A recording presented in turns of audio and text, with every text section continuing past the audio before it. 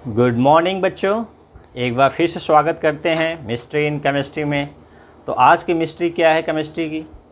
तो pH value कैसे calculate करें, इस पर कुछ प्रैक्टिस करते हैं ताकि आपको न्यूमेरिकली ये चीज़ समझ में आ जाए कि जो डाटा दिया है उस डाटा का यूज करके आप कैसे पीएच फाइंड कर सकते हैं। और पीएच फाइंड करने के बाद आप प्रेडिक्ट कर पाएंगे कि सॉल्यूशन का जो एसिडिक है या बेसिक है या न्यूट्रल है। यदि एसिडिक है तो कितना उसकी स्ट्रेंथ है, या बेसिक है तो कितना स्ट्रेंथ है। तो बिना समय गवाए स्टार्ट किया जाए। तो आज का अपना एक पहला न्यूमेरिकल है calculate pH of 10⁻³ molar acetic acid solution. Acetic acid solution. अब एसिटिक एसिड सॉल्यूशन कहा गया है तो सॉल्यूशन होगा तो जाहिर सी बात है उसमें पानी होगा। अब ये क्वेश्चन है, ठीक है, इसमें ऐसा दिया हो, जब ऐसा दे तो बच्चों को कुछ कन्फ्यूजन हो सकता है कि ये यहाँ पर 10⁻³ दिया है, ये यम क्या है। तो यहाँ पर एम स्टैंड फॉर मोलरिटी यानी कंसंट्रेशन है, किसका? एसिड का। तो मोलरिटी आप जान चुके हैं कि क्या होता है, नंबर ऑफ मोल्स होता है और volume of solution in litre में होता है, ठीक है। तो ये जो एसिड दिया है यहाँ फार्मूला नहीं दिया है, तो इसका फार्मूला आपको जानना चाहिए। तो कैसे जानेंगे? कुछ के नाम से। तो आपका एसिटिक एसिड है तो ये इसका कॉमन नेम क्या है? एसिटिक एसिड है, ये आपका केमिकल फार्मूला हो गया CH3COOH। तो जो एसिड का कंसंट्रेशन यहाँ दिया है ये वही आपका H+ आयन का कंसंट्रेशन होगा। कैसे? मैंने आपको पिछले वीडियो में बताया है कि एसिड डिसोसिएट होकर H+ आयन देते हैं और उसका जो कंपोनेंट्स एनायन होगा वो भी उतना ही होगा। मैं एक बार फिर से बता दूंगा, जो आप वीडियो नहीं देखें जो बच्चे, उनको लिए मैं फिर से एक बार इसके लिए डिटेल बता दूंगा और उसका शॉर्टकट कि आपको H+ कैसे फाइंड करना है तुरंत मोलरिटी के लिए। तो देखिए, तो ये एम फॉर मोलरिटी हो गया, समझ गए होंगे। अब देखिए कैसे इसको करें, डिटेल में बता रहे हैं फिर शॉर्टकट।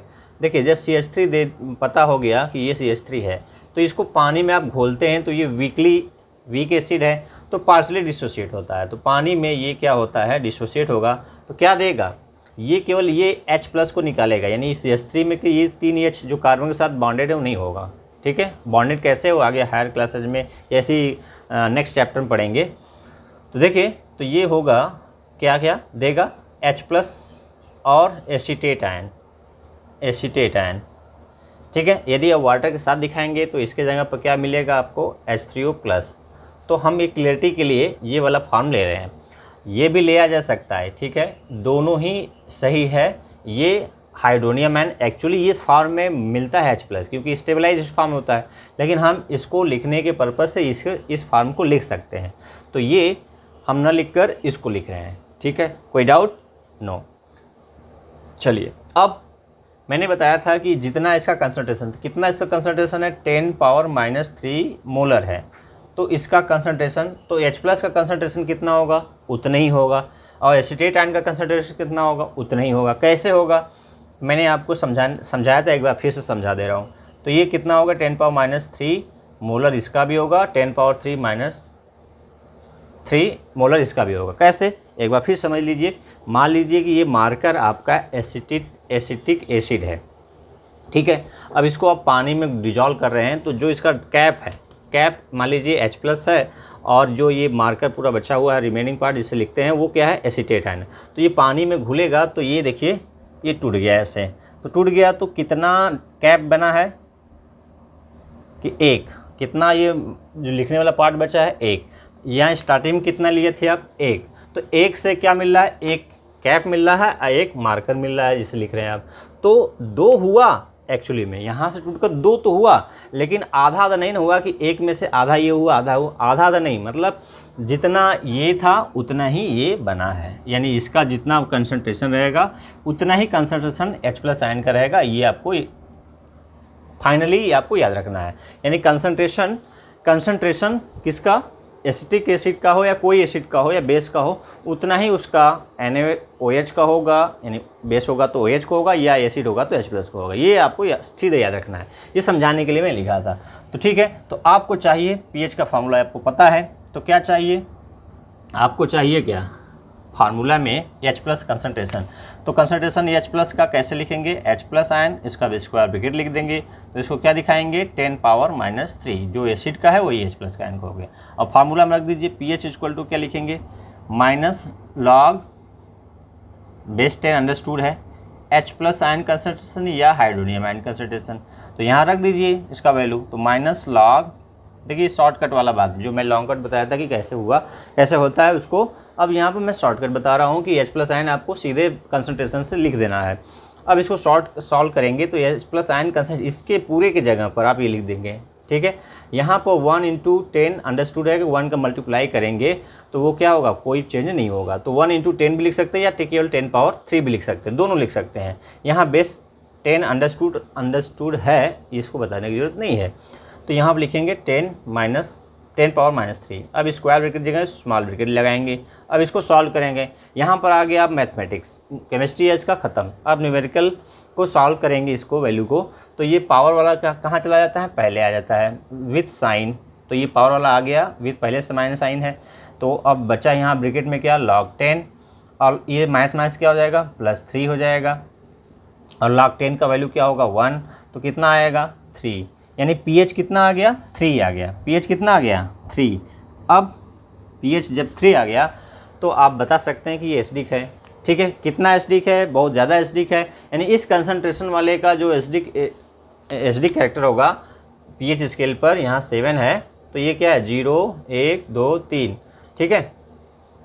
तो यहाँ पर है तो ये क्या है वीक एसिड के लगभग है, ठीक है। यानी यहाँ यहाँ 1 2 3, तो यहाँ होता तो स्ट्रांग होता, इधर जाता है तो एसिडिक कैरेक्टर घटता जाता है। तो आपको ये इस एग्जांपल से और क्लियर हो रहा होगा कि जब वैल्यू दिया है तो हम कैसे फाइंड करेंगे pH, और जब आपको एक्सरसाइज हो जाएगा तो आप एसिड का वो देखते ही इसका पावर देखते ही बता देंगे। जैसे देख रहे हैं कि 10 पावर क्या है -3, तो pH कितना आएगा 3, क्या है एसिटिक एसिड का दिया है, pH पूछ रहा है तब, क्लियर है। जैसे आपने देखा 10 पावर -4 दिया है तो आप बोल देंगे pH क्या है इसका 4 आएगा, कैसे देखिए कैसे, यदि इसी को ऐसे भी दे सकता है, ठीक है, इसी को कैसे दे सकता है ऐसे भी 0.0001, इसको कैसे लिखा जा सकता है पावर के रूप में, ऐसे 10 पावर -4 लिखा जा सकता है।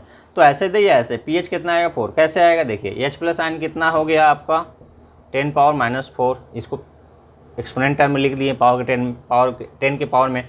अब यहाँ फार्मूले में रख देंगे माइनस लॉग, ठीक है, कंसंट्रेशन ये आयन का कितना है 10 पावर -4, सॉल्व करेंगे तो माइनस पहले से माइनस पावर वाला पहले आएगा, लॉग क्या बचेगा 10 बचेगा, log 10 का वैल्यू 1 होता है, ये +4 हो जाएगा इंटू 1 हो जाएगा, यानी कितना आया 4, तो pH क्या आ गया 4। यानी आप डायरेक्ट देख के भी बता सकते हैं, यदि कब 10 पावर -1 टू कब तक आप बता सकते हैं देखकर, आपका फार्मूला फिट बैठेगा कब तक ये भी सुन लीजिए, नहीं तो आप सबके लिए बता देंगे 10 पावर 8 रहेगा -8 तब भी बता देंगे तो गलत हो जाएगा। तो आपका 10 power -1, 10 power -2, 10 power -3, 10 power -4, 10 power -5, 10 power -6, 10 power -7, देखिए यहाँ तक रहेगा तो ये एसिडिक होगा। यदि ये आया तो pH 7 आएगा, वो न्यूट्रल हो जाएगा। लेकिन 10 पावर -8 रहेगा एसिटिक एसिड, किसी भी एसिड का कंसंट्रेशन, तो आप यदि pH क्या बताएंगे उस एसिड का 8 बताएंगे देखते ही, तो ये क्या हो जाएगा गलत हो जाएगा। यदि एसिड है तब आपकी बात बोल रहा हूँ मैं, ठीक है। तो एसिड के केस में आप देखते ही क्या बता देंगे 10 पावर -1 है तो यानी pH 1 होगा, 10 पावर -2 है तो pH 2 होगा, 10 पावर -3 जैसे मैं 2 एग्जांपल लिया था ना इसका और इसका, तो 4 और 3 आया था रिस्पेक्टिवली। अब 5 रहेगा तो 10 पावर -5 रहेगा तो 5 आ जाएगा, 10 पावर -6 रहेगा 6 आ जाएगा, 10 पावर 7 रहेगा तो 7 आएगा, लेकिन उसका pH 7 आते ही आपका न्यूट्रल है। लेकिन 10 पावर -8 रहेगा तो वो क्या हो जाएगा pH 8 आ जाएगा, उसका बेसिक हो जाएगा। तो एसिड का कभी pH 8 आएगा तो वो एसिड नहीं रह पाएगा, तो इस केस में आप देखते ही नहीं बता पाएंगे, उसके लिए अलग कंडीशन लगता है, ठीक है। चलिए उसी तरह से अब जैसे pH निकालना सीखें उस तरह से pOH भी निकालना हम सीख सकते हैं, या हम pH से किसी बेस का भी pH हम निकाल सकते हैं। तो अभी हम पहले जान लें कि pOH भी कैसे निकाला जाता है। किसी बेस का पीओएच के टर्म भी हम बता सकते हैं उसका कि वो एसिड है कि बेस है कि न्यूट्रल है। तो चलिए दूसरा एग्जांपल देख लेते हैं कि पीओएच के टर्म में। तो पीओएच जैसे पीएच है उसी तरह से पीओएच भी जान लीजिए कि पीओएच कैसे लिखेंगे। तो पीओएच का फार्मूला है सेम वैसा ही रहेगा, माइनस लॉग, और जो एच आयन कंसंट्रेशन लिखते थे उसकी जगह क्या लिखेंगे, ओ एच आयन कंसंट्रेशन। ठीक है, एच आयन की जगह पर क्या लिखेंगे, ओ एच आयन कंसंट्रेशन, यानी negative logarithm of O H ion concentration known as p O H of the solution. किसी बेस का पी ओ एच के टर्म में बता सकते हैं पी ओ एच क्या है। एच आयन की जगह पर ओ एच आयन लिखेंगे। जैसे example calculate p O H of 0.01 molar. अब मोलर समझ में आ गया कि हम क्या है, molar NaOH aqueous solution, NaOH aqueous solution. ठीक है, तो आप इसको समझ पाएंगे कैसे। तो यहाँ पर जो NaOH होता है आप समझ रहे हैं कि पानी में घुलता है, क्या मिलता है, Na+OH माइनस। तो कितना है NaOH का कंसंट्रेशन, 0.01 मोलर है, तो उतना ही ये बनेगा 0.01, ये मोलर बनेगा, 0.01 मोलर OH आयन बनेगा, दोनों सेम होगा जैसे एसिड केस में बताया। अब इसको पावर के टर्म में हमें इसको इससे फार्मूले में ये चाहिए मुझे, तो इसको 10 के पावर में बदल दीजिए, 10 पावर माइनस क्या हो जाएगा, 2 हो जाएगा। हमें OH पता हो गया। देखिए हमें आप इसका करने की इतना ज़रूरत नहीं है, ये आपको समझाने के लिए मैं दे रहा हूँ, इसको आपको रिक्वायरमेंट लिखने की ज़रूरत नहीं है। बस आपको क्या लिखना है, लिखना क्या है, यहाँ से देखिए आप लिखेंगे क्या, ऐसे OH आयन कंसंट्रेशन सीधे लिखेंगे, जो इतना दिया है, कितना दिया है 0.01 मोलर, इसी को क्या लिख देंगे 1 × 10⁻²। ठीक है, फार्मूला फिट कर देंगे, फार्मूला में इसको फिट कर देंगे। फिर क्या करेंगे, POH इक्वल टू क्या हो जाएगा, माइनस लॉग 10 ⁻²। देखिए 1 का आपका कोई मतलब नहीं है, 1 का उसमें करेंगे उतना ही रहेगा, तो ये कर दीजिए सीधे फार्मूला। तो पावर वाला पहले आता है, -2 हो गया, लॉग बचा कितना 10, log 10 का वैल्यू कितना होता है आप जानते हैं, हमेशा 1 होता है, याद रख लीजिए। 2 × 1 यानी कितना आ गया 2, यानी POH कितना आ गया 2 आ गया, POH कितना आ गया 2 आ गया। तो अब POH 2 आ गया, ठीक है, तो POH 2 आने का मतलब ज़्यादा बेसिक है वो। ठीक है, PH का क्या है, उल्टा है, POH ज़्यादा आया इसका मतलब कम आया, इसका मतलब ज़्यादा बेसिक है। समझ लीजिए इसको भी, इसका मतलब क्या है, इसका मतलब है कि POH जितना कम आएगा वो मोर बेसिक होगा, मोर बेसिक। ठीक है, यहाँ नहीं दिख रहा है, POH का वैल्यू जितना कम आएगा उसका बेसिक कैरेक्टर उतना अधिक होगा। ठीक है, POH का वैल्यू अधिक आएगा तो बेसिक कैरेक्टर क्या होगा, बेसिक नेचर क्या होगा, कम होगा, उल्टा है। ठीक है, जैसे pH और एसिड कैरेक्टर था। अब ये pH के टर्म भी समझ गए। अब एक चीज़ और जान लीजिए, क्या जान लीजिए, एक नया चीज़ है कि pH और POH का वैल्यू टोटल जोड़ कितना होता है, उनका सम कितना होता है, 14 के बराबर होता है। यानी pH और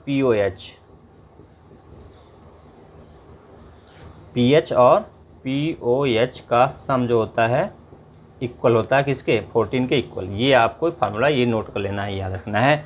यदि POH पता है तो pH पता हो जाएगा, pH पता है तो POH पता है। 14 से हमें क्या करना है, बैलेंस करना है। जैसे अभी हम NaOH का क्या निकाले हैं, अभी POH 2 निकाले हैं, तो हमें pH निकालना है, तो क्या करेंगे, pH इक्वल टू हो जाएगा, यहाँ पर POH का उस सोल्यूशन का 2 निकला है अभी, जो अभी सवाल दिया गया था 14, तो pH कितना हो जाएगा, इसको ट्रांसफ़र कर देंगे तो 14 में से 2 निकल गया, कितना बच गया 12, यानी pH कितना हो गया 12।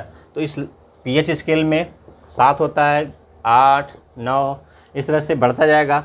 तो यहाँ पर 7 से 8, 9, 10, 11, 12, तो ये क्या है, pH स्केल पे क्या है, ये मोर बेसिक है, इधर बेसिक होता है, इधर क्या होता है, एसिडिक होता है। तो pH की वैल्यू pH के स्केल में भी देखिए क्या है, ज़्यादा बेसिक है, और POH के टर्म में क्या है 2 है तो भी बेसिक है। तो ये pH स्केल था जहाँ 0 से 7 तक था एसिडिक, 7 न्यूट्रल और इसके बाद बेसिक। तो POH भी स्केल होता है, यहाँ पर POH जितना कम रहेगा ज़्यादा बेसिक, और जितना ज़्यादा रहेगा उतना कम बेसिक। ठीक है, तो ये 2 बात समझ में आ गया कि पीएच और पीओएच भी निकाल सकते हैं। पीएच और पीओएच का टोटल सम कितना होता है, 14 के बराबर होता है। ठीक है, तो वीडियो कैसा लगा, आप अपना विचार सुझाव कमेंट बॉक्स में बेझिझक लिख सकते हैं। तो वीडियो में साथ देने के लिए धन्यवाद। जय हिंद, जय भारत।